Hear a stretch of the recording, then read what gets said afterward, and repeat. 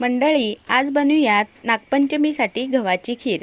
पण इथे मी 1-2 स्टेप कमी करण्यासाठी आणि खीर झटपट होण्यासाठी गहू न वापरता अर्धा कप दलिया वापरला आहे। आता हा दलिया 2-3 वेळा पाण्याने स्वच्छ धुवून घेऊयात। त्यामध्ये थोडंसं पाणी घालून 10 मिनिट असंच बाजूला ठेवून देऊयात। 10 मिनिटानंतर यामधलं सगळं पाणी काढून घेतलं आणि आता कुकरमध्ये घालून जितका दलिया आहे त्याच्या 5 पट पाणी घेऊन कुकरमध्ये 3 शिट्या काढून छान असं शिजवून घेतलं। आता त्यामध्ये 1 कप गूळ घालूयात। गूळ विरघळेपर्यंत पुन्हा शिजवून घेऊयात।